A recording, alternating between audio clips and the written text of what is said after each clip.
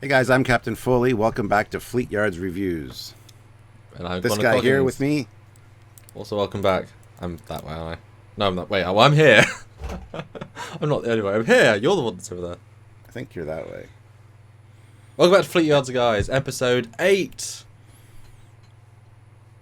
What? An episode 8 of Fleetyards? No. Fleetyards Reviews. Orville. Glad it's Orville. back. I will say Yes. that. And as we always, we don't talk about what we thought beforehand. What was the name of this episode, and what did you think? Well, the name of the episode was Into the Glory. Into the Fold. Into the Fold. That does make sense, guys. And obviously, Yeah. spoiler filled, so you should know that. But if you don't, sorry. I wrote down exactly how I felt about this Okay. episode. This is an episode I didn't want about people I don't care about. Except for Isaac. He was the best part of this episode. That's what I put. So it's one of those throwaway episodes. Even TNG, all Star Trek has them. Those All one-off shows have them. episodes. Yeah, those one-off episodes that you're embarrassed to show anybody that wants to start getting into the show. Well. You're like, this has nothing to do with the show, so we apologize. We apologize. Okay. What's your thoughts? I liked it. I certainly agree. It's like with any show, you have 13 stories. Pick them very carefully. But as we've mentioned, every episode is normally character focused, and they pick different characters in episodes. Obviously, the Doctor did not get to her episode yet, and so I liked the fact that this was the Dr. Isaac episode. So that's its purpose in the show. It's important because it's their character episode. So therefore, I liked it, and I appreciated it because it had a distinct purpose. And actually matching the two characters was quite interesting. I thought pretty well. It was very, very well handled, I thought. And my overall feeling after the fact was that actually, apart from right at the end where there's some interesting little beats, every single character did their jobs really well. There was no stupidity, there's no jackassery, there was no, oh, we failed, oh, we're stupid comedy. No, everyone did their jobs well and got out of the situation. Yes, convenience, the ship was there, but everyone did the job well to get to that point. So I appreciated that. So I thought it was reasonably well constructed from that point of view. But yeah, I'd rather have a big sci-fi story, epic, but for what it was, I thought it was really well done. I could never watch it again and be perfectly happy. And this one was written by Brannon Braga and co-written by some other gentleman, and also directed by Brannon Braga. So It had more of a TNG character feel. I bought that from it. yeah, I would agree. So, scene 1. The Doctor is asleep and revealed she has 2 kids. A young'un and a lesser young'un, which means olden. And they're going on holiday. I just put the Doctor has kids, 3 question marks. Really? No other reference to this before? And Seth MacFarlane one of the jokes was kind of reused from Family Guy. The mummy, mom. Was Stewie. Yeah. You know the one. Yeah. Old joke. It was almost pushed too far in this one, where he's trying to wake her up, and all I saw was Stewie bouncing around. So It wouldn't have been great if the kid was like a true genius, then it'd be like, oh, it's Stewie in live action. It's Black Stewie child live action. That's not a baby, but that'd be great. Yeah, I thought it was a bit odd. Because we had talked about this before. If we thought kids were on the ship, if there were schools and stuff, we thought no. There's no indication, but they mention later on. We learn it in a special science class. So no, they actually have kids and they have school teaching. All you need is a lesson room. You don't need necessarily school, but okay, it's a family ship. It's not what I was expecting. And it should be noted too that her oldest son is named Marcus, and the youngest one is named Ty. So it's probably short for Tyler or something. And what did you think of these kids straight off the bat? Because we got introduced to the young one, he got a nice little introduction, and the other one refuses to wake up. And there's a great little shot of him rolling back to sleep, and I just got flashbacks to my entire life.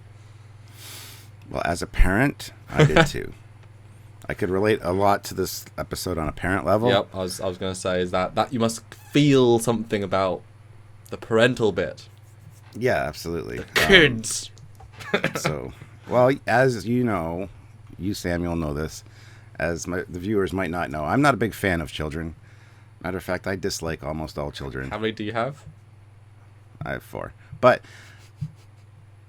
they're not. Yeah. I never wanted kids. I collect them like freaking knickknacks, apparently. But anyway, I'm told I'm a good father, but I just can't tolerate other people's kids because I can't discipline them. So it's other people's kids I can't tolerate. I don't know. Sorry. Rant over. Sorry. Do it Canadian. But there's a nice little Easter egg thing here on the in the bedroom of. And I guess they still only have 2 room. I know it's the same redress set, but they haven't got a living room by the indication of how the set's laid out. They just have 2 bedrooms. So I guess there's no like family quarters. It's just a case of you're given these 2 rooms. I think there's probably a family room between her bedroom and their bedroom. Would be my guess. You'd think. You'd hope, wouldn't you? Yeah. But the Easter egg is that there's actually a model of the larger ship. I believe it's larger. It might be the Orville, but I'm pretty sure it's the two what do you call it, warp ring right on his table, which I thought was a nice touch because they had to custom make that. I thought it was nice. He does like ships too, so he's a future Trekyard, Fleetyards edition. Absolutely, which is awesome. And what do you think of the cell of where they're going, where gravity bubbles are a thing, and they say don't throw up, but the cool thing is the sick just floats away, so it's fine, Mum, it's fine. I was looking forward to seeing this amusement planet. I mean, that would be kind of neat. Yeah. So, yeah. Instead, we had a forest. Forest set. But I liked that the old one mentioned, well, why can't I go to medieval battle camp in the simulator?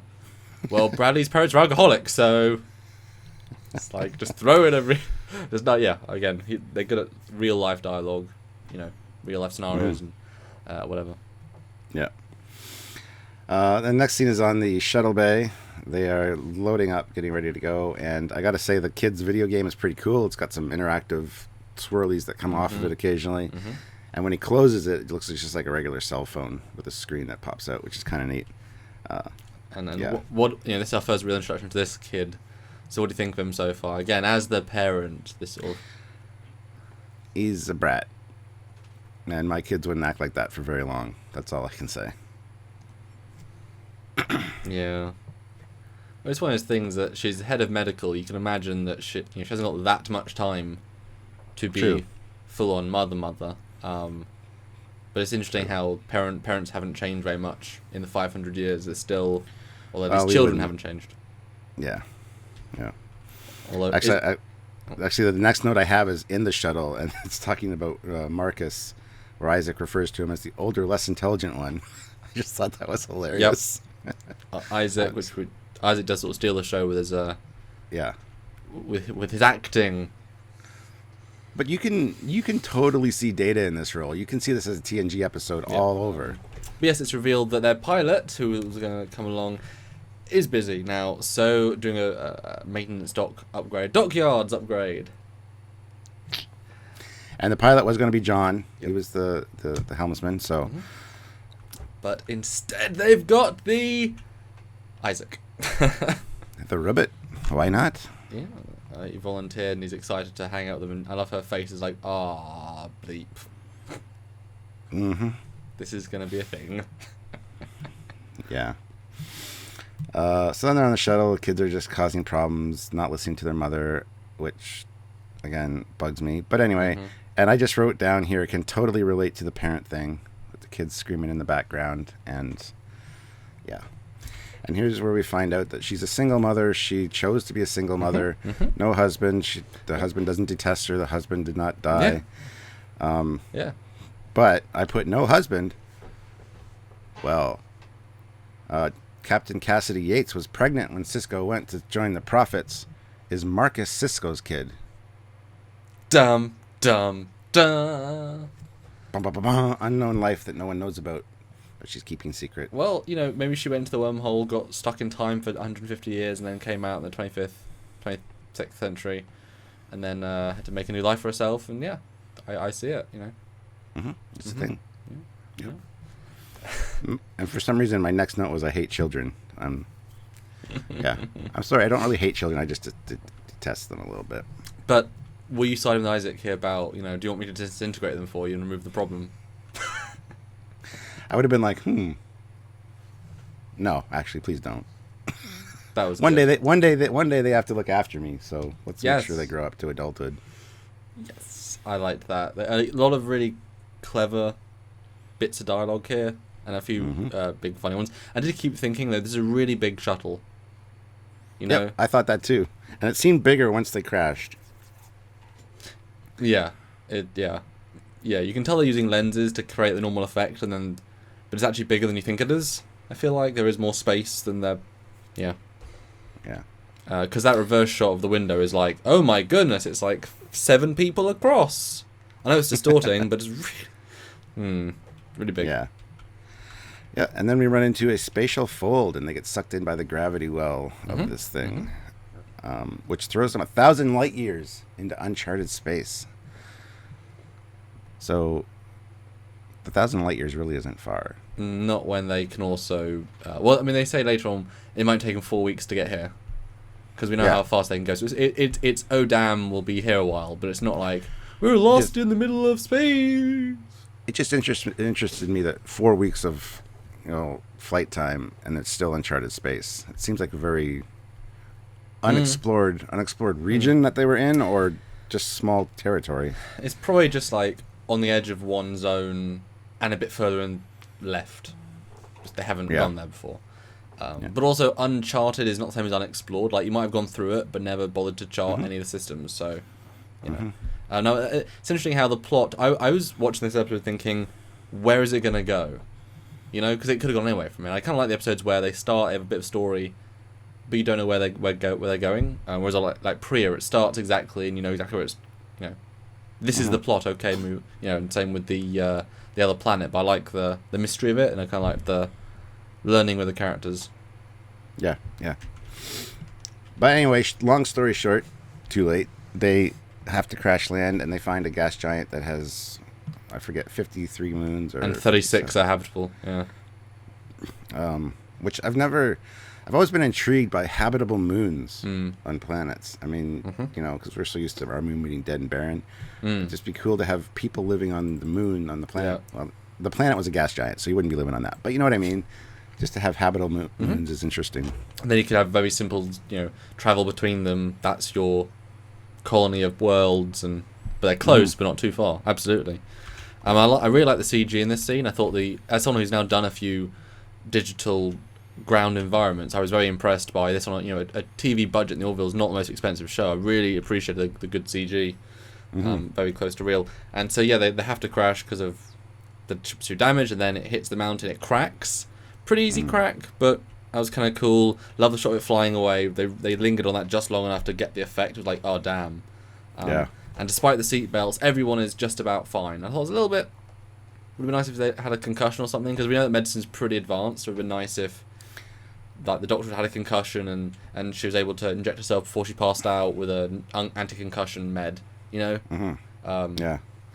Well, the kid had a dislocated kneecap, which, ouch, got fixed right away. Yeah, that was nice. But we had something, but it was pretty minimal. But yeah, Crash, I really like. They did a full-on It's Destroyed set. Looked great. Always good to see. But they're being straight into action. No one's messing around. Isaac says we're going to go to the crash site, try and find her. But what does he do to ensure the safety of his 2 young companions? Gives the kid a gun. Shows him how to use it. The kid's like, I've never... And take the safety off. Make sure it's on stun. It'll increase your chances of survivability by 24%. It's pretty good. Thanks, Isaac. Yeah. And then this mutant thing comes and steals his brother. And I thought he shot at first, the kid, and then you get the reveal that Isaac is back, and he actually stunned him. Which didn't actually stun him because he got up and ran away right away. Well, yeah. It's an interesting reveal that now, also, you're still wondering what the plot is, and this is an inhabitable humanoid planet, so lucky them, seriously. And again, lots of interplay with the 2 kids. Kind of grown you a little bit at this point, I think. And I appreciate Isaac doing his job. Because, I mean, it's only 4 kilometres away, although I like the fact that he can still just walk like a robot. I'll be faster if I go alone. At a slow pace. A little note, I thought. I actually thought 4 kilometers seems like a little close to from what that shot we got of it breaking off and how far they went still. I thought 4 kilometers. Well, yeah. I'm assuming that the second half, even though it jettisoned back, it still had full momentum, and it might have rolled. So. Oh, yeah, probably. Otherwise, it would have hit the mountain and then it would have rolled, but it probably they Yeah, it's not too far. But I like how the young... I mean, obviously we're calling out the obvious beats here, because that's how I put him. I like how the young kid hugs Isaac, and he says, well, there's no danger anymore, you can let go. And the kid's like, doesn't know it's still letting go, but Isaac accepts it. And lots of Isaac just accepting the humanity in this episode, which I liked, because it's just very human, yeah. Yeah. In the next scene, we see the dockyards. That was a great shot as well. Yeah, it was, absolutely. And then we hear Barry Manilow for some reason, and I hate Barry Manilow, so I put Barry Manilow as awful. But they're installing a new spatial manifold. I hope that plays a part in some next adventure. Like, they're upgrading it, yeah. Like, they can go faster. Now there's an episode about whatever FTL drive tech they have, or they get lost somewhere for 3 episodes. You know, it'd be nice to have. You know, they do the Voyager arc in 5 episodes just randomly. Because why not? I'm all for that. And I appreciate that we saw the slime guy again. He's obviously a hybrid engineer. And just good dialogue. I like everyone doing their thing. And Seth coming in. He obviously loves Barry Manilow. That's why you can tell that was like a him reference. But I also love how downplayed Ed Mercer's character was in this episode, too. Yeah. Yep. It was just perfect. So yeah, he got a lot of strong airtime in the first few. We can afford to give everyone else time. And it certainly benefited. I mean, last time we got some great with everyone else, but this time was obviously those two. So yeah, they learned that they didn't reach the colony. Oh dear! And he's go straight to action. Let's not dilly dally. We're gonna go save them. They're like, no guys, it's gonna be tricky. Our navigational array's in pieces over there. And then Mercer's like, well, you're gonna have to do it the old-fashioned way. Use star charts. Could you imagine? Not using a navigational, like not using a GPS, but have to use a map all the time. I watched my parents do it for years, so I mean it's in my memory. The good old days. I know. For them, I mean he never had to use them. But I liked the fact that the ship was. He was like, no, screw it, we're going to take him out. I was expecting like a Star Trek 5, you know, the ship is in pieces. Well, we'll take her out anyway. It's no case of the ship's half in dry dock, whatever, but they're still functional. But yeah, like I say, everyone's doing their job well. We're going right now. We're going to go save them. Instant reaction. There's a lot of loyalty because there's 1,000 explanations it could be, although at least half of them bad, to be honest. Yeah. But I appreciate straight to work. Yeah. The next scene actually made me laugh, where the kids are bickering and Isaac's like, "This kind of conversation is quite distracting." Then, for the love, I have to come back there. I'm going to lose my mind. It's like, good call, Isaac. Good call. Yeah, typical dad response. Yeah, going from the "this is me" response to parroting what she said, and their reactions like, "The hell?" Yeah. But I thought was saying that your chirping is very distracting. It's like he's a robot. Can't you just turn off his ears? That's what I thought too. I'm like, how is this distracting to you? You can focus on what you're doing. And you've got a million multitasking processes. But it was funny how these 2 children, they pissed off a robot. They were so annoying. They put a robot to his wit's end and to yell at them. You know, that's funny. They're really annoying children. They distracted a robot, yeah. Because imagine how long they were doing that for. I bet it was like 20 minutes, just constant. Oh, easy. And here we learn the ship has a Dysonium power supply. Yes. And we learn the kid is actually not as dumb as Isaac prejudged him. He says in Astro George... Oh. That's not how he says it. He says, not as intellectually stunted as I first thought. Yeah. But in astrogeology class, they worked out Dysonium is on lots of planets, so it could be here. And Isaac's like, well, without sensors, I can't scan beyond our local vicinity. And the kid's like, try anyway. He's like, oh, I could do, couldn't I? So it's like not the logical, not the obvious thing to do, but it's a human thing. It's resourcefulness. It's intuition. They do find remnants on their hull. In the mountain, it must have had some... I thought it was a nice scene. It's like, the situation's bringing the best out of these people, but also everyone's working their own character. Yeah, that was good because they are future people. They should be, more than we are. Yeah. Yeah. Yeah. So the next scene is her on a cot, and what's this actor's name again? I forget. Yeah. So this is you recognize him straight away, didn't you? Oh yeah. He's from everything. Yeah. Yeah, Brian Thompson. He had 5 different roles in Star Trek. He's kind of this big, lurking guy with this very distinct voice. He's also in, lots of other things like Buffy was one of the famous sort of early vampires and other roles. X-Files. He's been in everything. Yeah. And what do you think of, again, now the plot is doubly happening, what do you think of this sort of reveal, this side thing? I was so confused. I don't know who these people are. We don't know anything about them yet. So I'm like, maybe this will be an interesting story. But at this point, I tuned out. These are the kind of stories I don't enjoy. This episode just lost me. But Was it too character drama then? It was just too annoying. I didn't like the children. I didn't care that she had kids. I didn't want to know she had kids. Like I said, it was a story that I didn't want about people I didn't care about. So I'm sorry. This episode didn't do it for me. I didn't enjoy it at all. I could never see this again and be totally happy. It's not what you tune into sci-fi for. Exactly. Fair enough.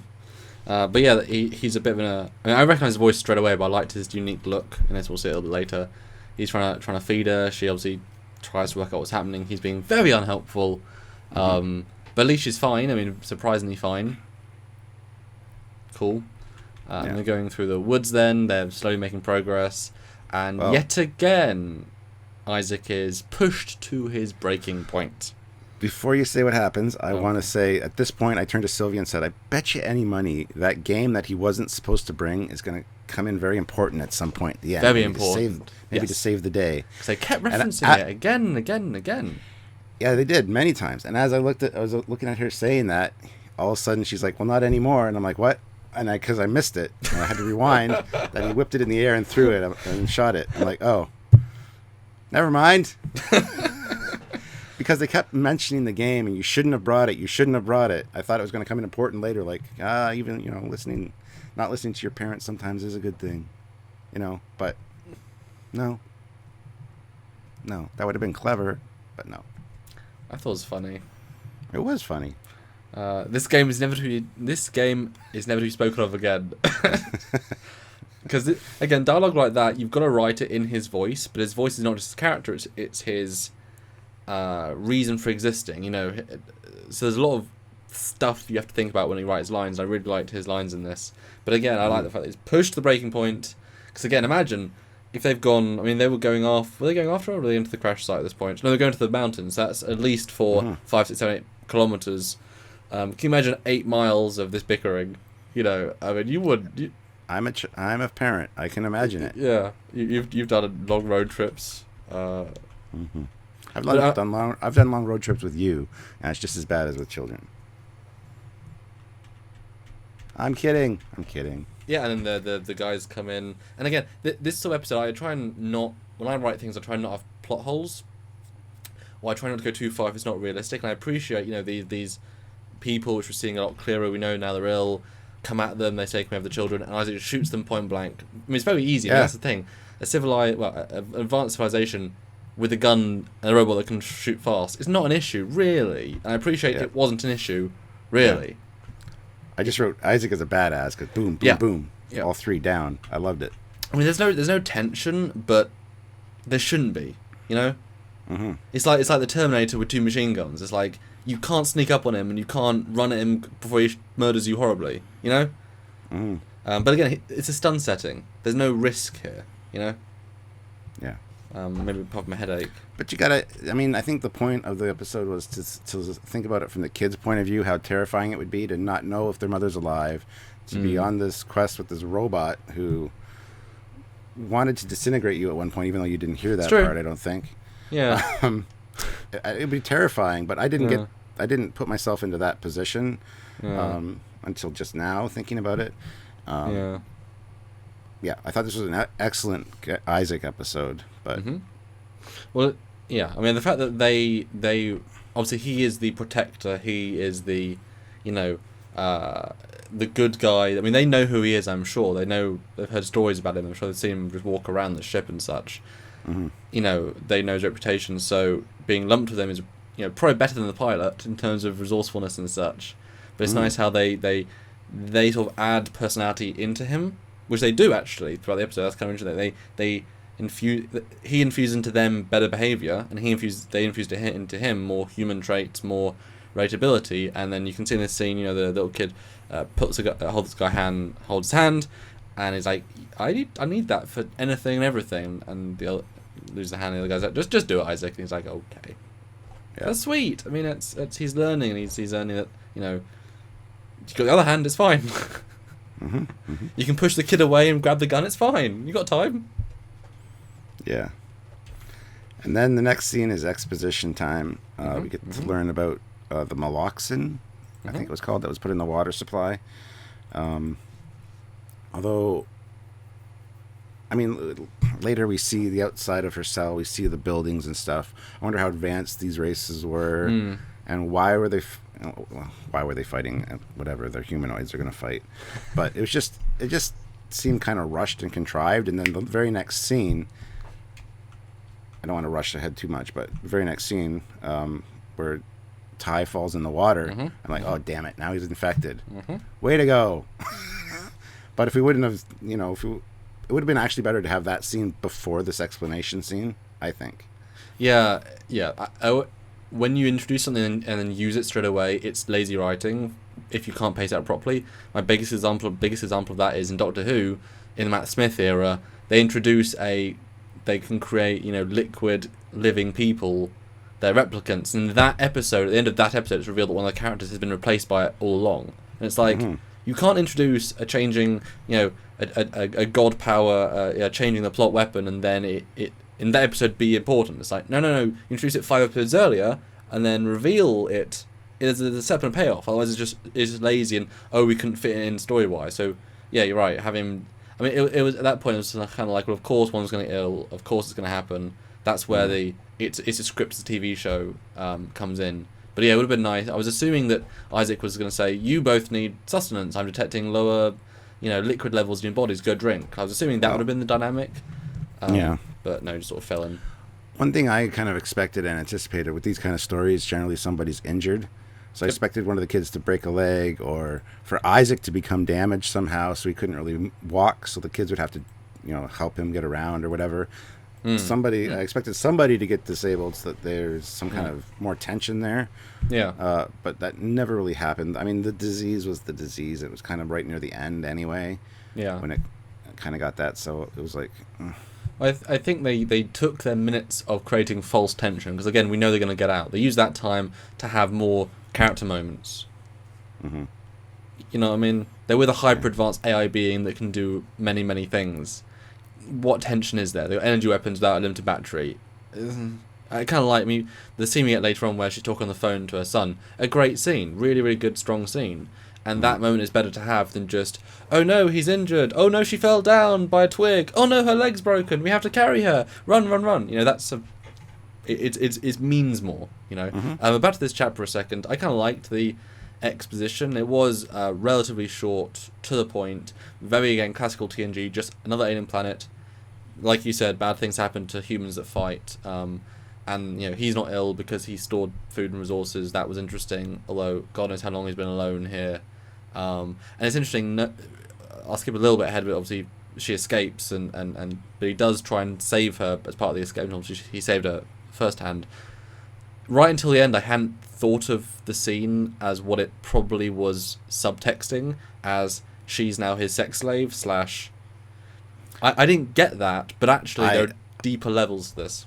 I totally agree. I was like, why is he saving her? Why is he holding her in this room? Yep. And it was the second viewing where I'm like, where she puts her hand on his hand and says, I Thank need help. you, stranger. You're so strong and handsome. I can stay with you if you go get me this medical stuff and I don't die from an infection. Yeah. And I can be with you. And she holds his hand. I'm like, oh, yeah, I didn't get that the first time. It was very poorly written and played, I think. I just think it was this is a family show. You can take it as he tried to save her, he's trying to keep her safe, or you can take it as he found a girl that's healthy. And I kind of liked that in a dark way, because the episode actually got kind of dark in some tones. Because you're right that we didn't have the same tension, the same darkness at the start. There's no real challenge they're not overcoming. But actually, these other bits, this culture is bringing the darkness, and obviously we've no idea how long this culture's been dealing with this problem. It's going to have been brought down, because I mentioned earlier on that the other people that are chasing them are cannibals now. They're food is so scarce. I guess if the water's contaminated, you can't eat anything grown with water, because I'm sure it would infuse the plants with it. So it's kind of like the world is dying, but this guy, has enough food to last for a while. But hey, found a friend. It's like, oh, okay. Yeah, well, it's kind of good, I think, that our minds didn't initially go to that. Mm-hmm. It says a lot about our characters. Well, we're in it for the sci-fi, not the rape culture. Exactly. That's why I don't like overly dark shows. Just like, show me fun things. But yeah, the kid gets infected. Pretty obvious. Then the Orville finds the place. Finds the. Now you can tell this joke, Stuart. Show me this scene. Why was it so great? Well, it's Class 2 spatial fold. Yep. Yeah, back at the academy, we called those glory holes. You called it a glory hole. No one else did. And yeah, then they enter the glory hole, as Bortus says, and entering the glory hole, and Mercer's like, it's fine. You didn't have to do that, but so I thought that whole scene was hilarious. A little bit out of place, maybe, but funny nonetheless. It was a great indicator of what the show can do, that no other shows of its type can do. And it was funny. It wasn't clever, but it was kind of clever. Like, again, this one, helmsman character, he can say it. No one else would think that way. Yeah. But he can. And the Bortus thing, that was a good payoff. And just the underplayed, dude, don't call it that. No, I liked it. Now, at this point, were you thinking you're going into a spatial fold, which is going to take you 1,000 light years, 1,000 light years into uncharted space? I don't know that. But you don't know where it's going to take you. That's the point. They don't have an active navigational deflector. They're doing everything by star charts at this point. That's true. Yeah. So you got to wait for the navigational. If you end up somewhere where you don't know where you are, you got to wait for the navigational deflector to be fixed. I mean, I thought it was kind of risky, but at the same time, you got to save your people because they're only on a shuttle. So, I mean, we didn't. I wish they'd said like that. I don't. Okay, they might have said this, but I didn't hear them. Like, the ion trail has gone into this anomaly. They were kind of guessing they went in there. I mean, it makes sense, but whatever. But yeah, hell of a risk, and that shows you Ed is willing to risk his crew for. I mean, to be fair, it's 2 kids, a mum, and your most advanced robot delegate. It's a reasonably important team, and kids. But yeah, hell of a risky move. But they get through okay, so some decent damage. Just they survived, and then 52 planets, 36 are habitable. But how are we gonna find them? But you're glazing over some of the damage. The most important damage was somebody spilled soy sauce on their pants and included it in a damage report. I forgot about that. And he's like, yeah, I think we need new people. No, I think we need better people. Yeah. Sorry, thank you for reminding me. That was the best joke of the episode. I actively laughed out loud because it was funny, it was clever, it was underplayed. Yes. That round episode well done, guys. That was brilliant. Because she reads it off, because she's just used to reading off a pad. She's not thinking what she's saying. Yeah. He's like, what? Did he write that in a damage report? Yes. We need better people. We need better people. Yes. No, that was just hilarious. That was a genuine laugh for me, for sure. So anyway, as you're saying, they found the 53 moons or planets or whatever, and they have to search them one by one. Classic trope in Star Trek, just much like the Galileo 7. Which planet are they on? I don't know. We got to search them all, but we don't have a lot of time. Oh my god! But again, it's very proficient. They're not worried. We'll find them. They're here. It's if you can scan each planet, it might take you a day, 2 days, but we'll get here. We'll get there. It'll be fine. I like that. It was nice, and again, you bought everything that was happening because everything happened like it would. Yeah. It's like, not to mention, but Star Trek Discovery has some pretty significant writing off a plot point as, hey, you've suddenly got this, or hey, they're doing things out of character. No, this show is doing pretty damn well at consistent. I mean, it's not maybe reaching these great heights, but it's staying very internally consistent, which I really like because you can relate to it a lot easier. Anyway, there's a campfire. A nice scene. Actually, I was kind of impressed. And again, they're getting a lot of mileage out of a character that can only act with tilts and moves of the head and his hands. That's like, ballsy move to not give him facial features, and it plays off surprisingly well. Yeah, amazingly. I've thought that myself about Isaac. I feel bad for the actor almost because he never gets recognized. Mm-hmm. He won't go to a restaurant and be like, "Hey, you're that guy from Orville." Well, he brings the helmet with him. Here's our best table. Oh well, and I could do that. Hey, but yeah, anyway, yeah, fantastic acting. Mm-hmm. I really love Isaac. So, and I did like the fact that Isaac can replicate voices, and they asked him nicely, can you read a story? Can you read it as the mum? That was sweet. Yeah. Not, I didn't think it was that creepy. It was just like an audio recorder, or just an audio book, And I like that Isaac was still doing the mannerisms, despite it was, yeah. But then, as you say, next scene, the Doctor gets out on top of a 50-story building, which shows that this was a pretty advanced civilization when you see the buildings. So, yeah, I'd like to know more about what happened. And we see later on he said electricity because he had lights on his hall. Yeah. So, yeah, we got a very, very, very small part of this culture. Well, it'd be kind of fun if next episode they're exploring this space. They mention we just sent the supplies down. Now we're exploring. There'd be a nice little continuity. Mm-hmm. We'll see.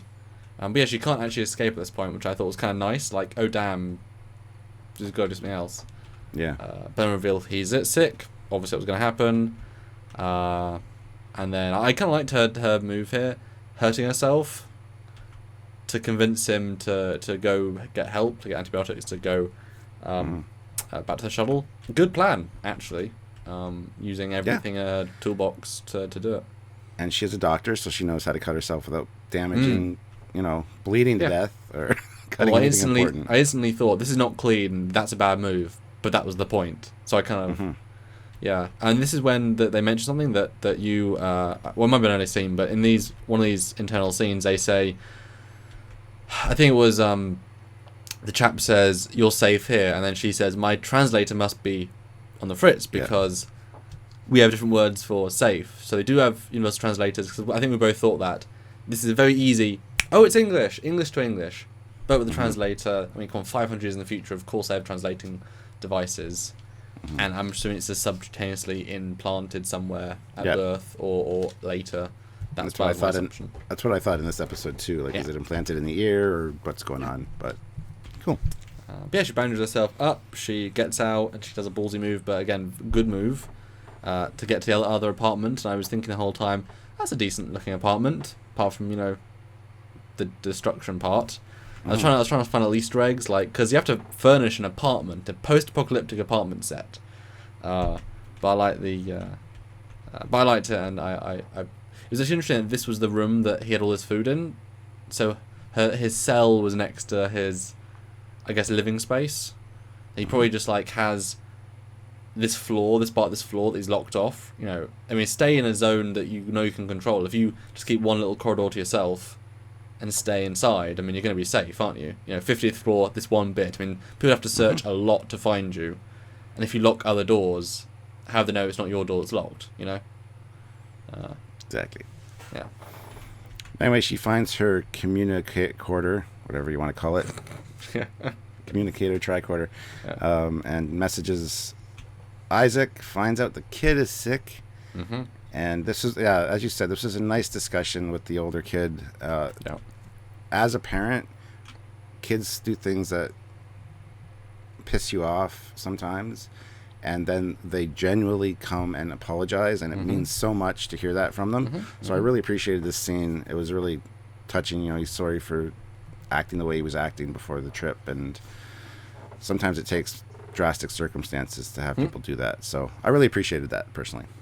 Yeah, this was an episode where he realised how much he had, and when brought down to the bone, where they had almost nothing, they realised actually what's really important. And I appreciate that Isaac was saying early on, help me understand, why are you so disrespectful and mean to your mum? Do you not like her? And he's like, of course I do. He's like, well, you clearly don't.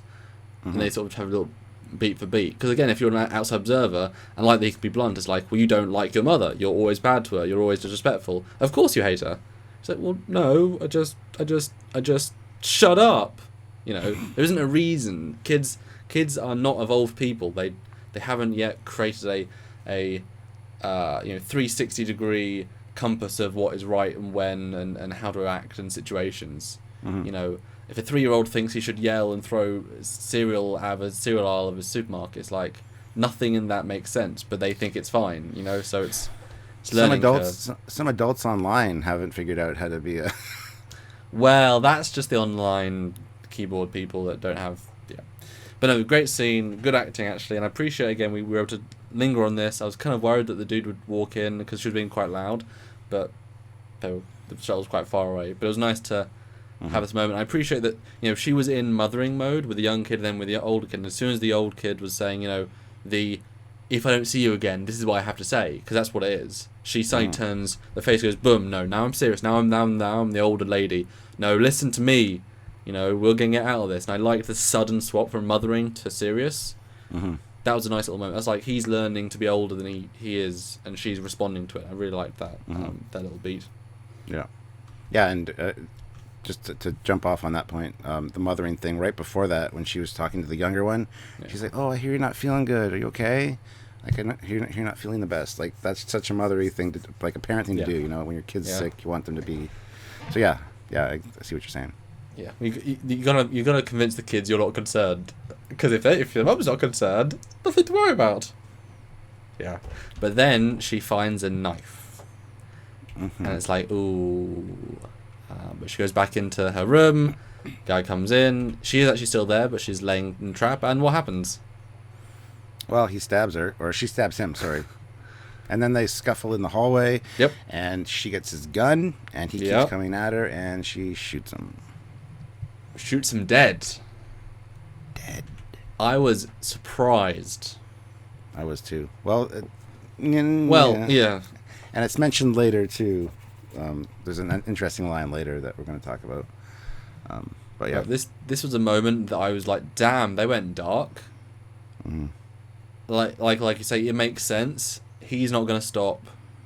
She's not a military person. You know, if a bird comes in with an assault, you know, with a machete and knows he's going to stab you, what can you do? You know, you or them. It's that situation. But I kept thinking she's a doctor. She's choosing to end his life, very without hesitation. You know, boom, he's dead. And we sort of got to know him in a very vague sense. Like, he was vaguely relatable. He wasn't just a bad guy. But no, she murdered him. Like, I mean, yes, you could argue, okay, went in the side and he's fine. But it's that conceit of TV. You know, one single bullet wound anywhere, and they're down. It's like, no, different bullet wounds, different places, different reaction times. Most bullet wounds. Hero. Yeah, exactly. Most bullet wounds, most places won't just kill you and you stop. You know, but I was like, oh damn, this went dark. Yeah. Okay. Not what I was expecting. You know. Yeah. Anyway, she escapes, finds them using the Google Maps a la 25th century. The Google Maps Union Edition. Yes. She takes some blood samples from some of the people she encounters. Well, no. She actively looks for a guy, murders him to get his blood. Okay, double dark moment. I mean, I was like, damn. This is... It's okay. The bullet was set on stun. It's fine. I mean, I'll talk about it in our conclusion, but I was like, damn. Okay, fair enough. Then she gets back to the shuttle and tells Isaac, you know, I can create a cure for this, but I'm going to need my equipment. Her acting goes from, I can save him if I have the ship. Yeah, it's like, yeah. And they get a distress beacon going, I believe.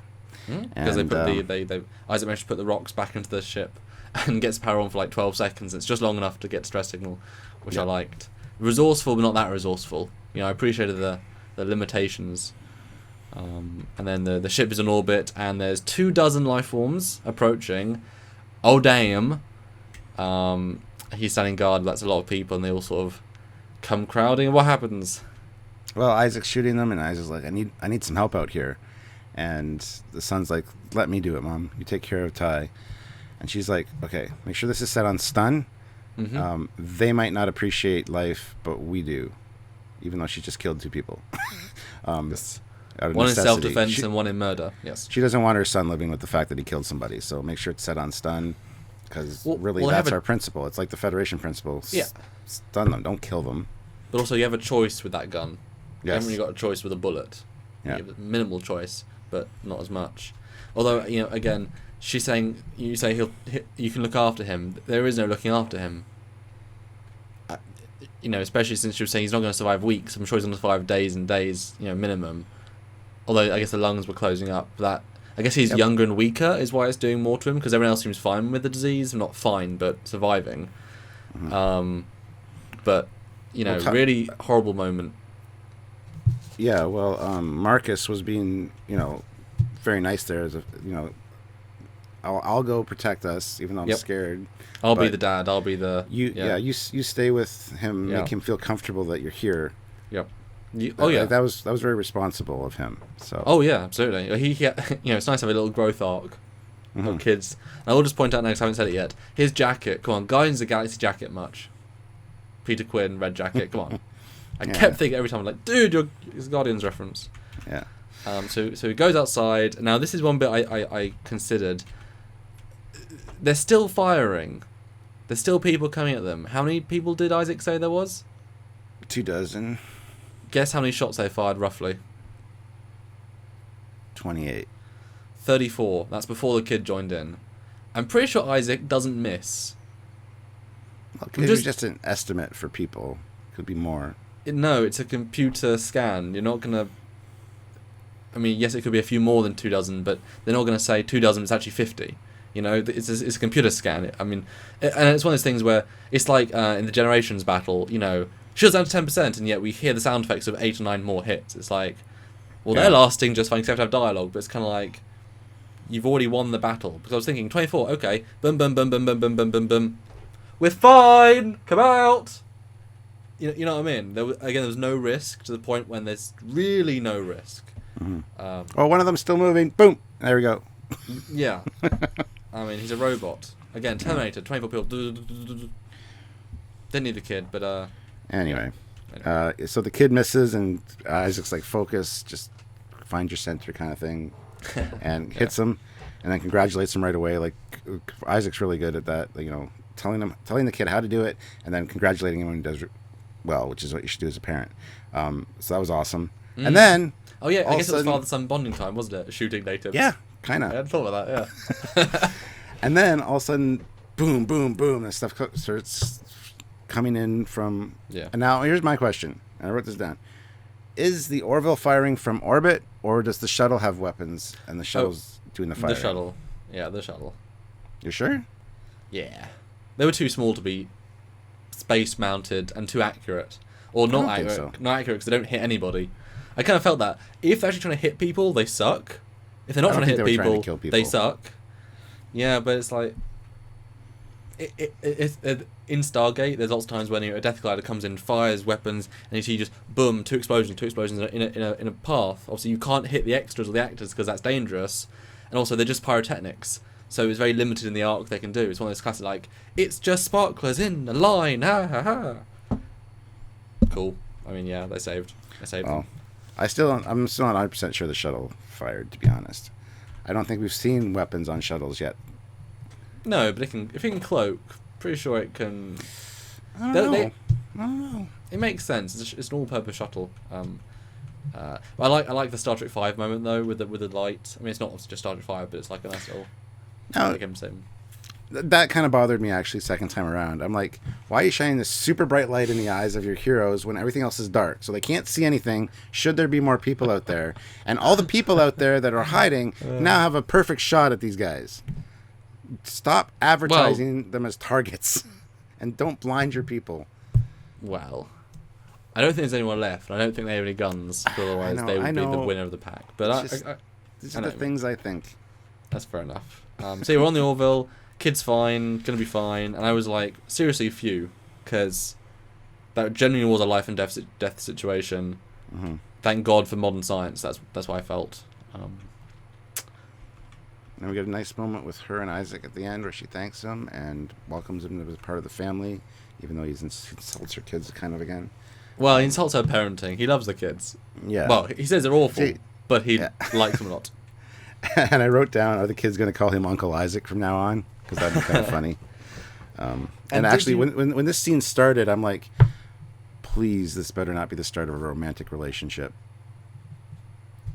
But the framing of them in front of the engine core and the music, I know. The slight beat, it's like, oh, really? I'm like, no, don't do that. Don't do that. Don't do that. I mean, why not? I mean, it's the Terminator 2 syndrome. I watched Terminator 2 recently in the cinema. No man could be the perfect father except the one that would never leave him, never hit him, never abuse him. Mm-hmm. Perfect father figure. I put romantic relationship, God no. Da da da da da da. Best father ever. Yeah. It was a good scene though. That's it basically for the episode. Yeah. So let me say what I thought. Well, I'll just point out one little thing that you missed is that Kelly specifically said that now we've got a cure. Because I was thinking, are they actually going to cure them or out of spite not help cure them? She said, well, we've got the cure. We'll send on teams if the union approves and if they allow us to help them. I was like, good. They want to help people. They've only done bad things to them, and they've hurt a lot of them, but they want to help people. That was a nice little. Yeah. I'm going to have to give this episode a 4 out of 10. Ooh. I absolutely hated it. I was bored through both viewings of it. The only thing I appreciated was Isaac, a lot of the little Isaac touches. I didn't care that she had kids. I didn't expect her to have kids going into this. So that just hit me out of the left field, and I was like, oh, why are we bringing kids into this? So overall, it's just a generic sci-fi or any episode of TV, any genre has this kind of story in it. You go on a trip, somebody gets hurt, and they get rescued eventually. It's just an annoying trope of storytelling, and and also a cheaper episode as well. Yeah, and I could go without ever seeing it again, as I've said. So that's my thoughts on it. You've had your 120 minutes this episode. Mm-hmm. Okay, obviously you didn't like the premise, but the actual episode, the construction, the CG, the acting, the script. The premise could be one thing, but if you break it down to how do you rate it on its own internal merits of, like I say, the scripting, the acting, the Isaac moments? Scripting was a little bit above average. There's some great character moments, some good character development for Isaac, and not so much the doctor, but the kids. Yeah, it was kind of strange. She was very much, and I agree. She was very much one-dimensional. Well, I mean, two-dimensional mother, but she was very just mother personality combined with competent officer. Mm-hmm. Like it's strange that they didn't actually add much new character into that. Yeah. It's like the guy from Lamar from last time. He's just the troublemaker. The character's not really coming through as much. We got it a bit more from Kelly. We got a bit more from Lara. Those have a bit more character. Yeah, This was a great Isaac episode. I could just watch just the Isaac moments and be happy with this one. Because I just didn't care about do you like the Doctor more though as a character after this? No. Okay. I like her just as much as I did before. I always thought she was a good doctor and somebody that's likable and a very nice person. But the fact that she's a mother and doesn't improve anything for me. Yeah. Okay. Yeah. Fair enough. Okie dokie. Yeah, I like this episode just fine. Like you say, it would be my least go out and watch it again episode. But I thought in terms of character, it was great. I think your summation, Stuart, there is if you just watch the character moments again, the good ones, you'd watch the supercut of this again to add to the story. Yeah. You don't want any of the story. You just want the supercut of the moments. Yes. Yeah. No, like I said, I liked it. It was good. I mean, probably like a 7. Like, it wasn't a bad episode by any means. Nothing was bad in it, but it wasn't like a great episode. So 7's like an above average. Which is such a generic hour of TV. Yeah. I said, every show has these same premises. But it was well made. Like I said, the CG was good. I liked the dystopian look. I liked how everyone was so good at their job. I liked that there was, it was an A to B to C to D. Every plot point happened without much like, why did they do that? Or why did they do that? Everyone played a part. And like I say, the darkness of her murdering that guy and the other guy, I was very taken aback about. I mean, what do you think about that? Her being blatantly just, you know... I mean, I would have done the same thing in the same situation, but at the same time, you got to think that's got to weigh on her conscience a little bit, because these people didn't ask for that to happen to them. They're just trying to survive. So it bugs me a little bit. But in the same situation, I would do the same thing. So yeah, I think it's a contextual thing. We know that they're coming to save her. There's no reason to think they're coming to save her. You know, she could be stuck there, and therefore, of course, you're gonna have to save your kids. You know. So in the context of the show, it was a bit weaker in terms of, like, when you're watching the show beat by beat, it's like, damn! When you think about what she's feeling right now, you know, she's very lucky to have just survived a shuttle crash and a potential rapist who fed her, you know. Well, if you kill this guy, you got all his food, you know. But I was just like, the Orville is meant to be a light-hearted comedy. I was very surprised by how dark her murder was, for what it was. But yeah, Isaac, standout, awesome job, and yeah, episode adds to the mythos of the characters. Sure, it's a filler episode. I don't like filler episodes. Yeah. Anyway, that's it, guys. What do you think of this episode? Please put it in the comments below. What do you think of our thoughts? Do you hate me now because I don't like children? That's perfectly fine. I totally get it. But, you know, anyway, hit like if you want to support the channel. Don't forget to subscribe and share around. And also check out the Facebook and Fleetyards pages on Facebook. That's the thing. Sorry. I'm still on medication for my cold, so I'm not 100% here. But you sound great, Stu. Thank you. But anyway, there's more ways you can help us out, and I think Samuel is going to tell you what those now. I do tend to. Yes, a Patreon. It's a monthly donation scheme that a lot of YouTubers use to help give us a backbone of financing. If we know we're going to get a certain amount of money each month, we can put the time we need to make these shows, and then hopefully let them grow and bring more content for you guys. So a lot of you watch these things every single week and want to watch more. We want to make more. We just need the money to do so. So if you can support a little bit each and every month, $5, $10, even $1. If we got $101, that would make a difference. So if you have a little bit, please do throw it our way. We much appreciate it. Or a one-time donation at Trekyards.com if you think our episode or review or whatever was really great. Throw us $10. Just say, hey, I don't need coffee for 2.5 days. Or if you want to send us $2,000 so we shut our mouths, you can do that. Yeah, if you want to take, if you want to say don't do Discovery for 2 weeks and here's $1,000. Okay. There's no guarantees, but you can try. Disclaimer, we might just take the money because everyone else wants to know our views. But yeah, thanks guys for watching, and if you want to just support the show, normally just share, like you said, share where you think Orville fans would enjoy our continuing coverage of this season, almost over, but season 2, we're excited. Yes, they got renewed. I knew they would, so I wasn't surprised. Oh, so. yeah. But yeah. Anyway, guys, so until next time, and hopefully a better episode of Orville, I'm Captain Foley. And I am Commander Kings. Bye, everybody. Bye, guys.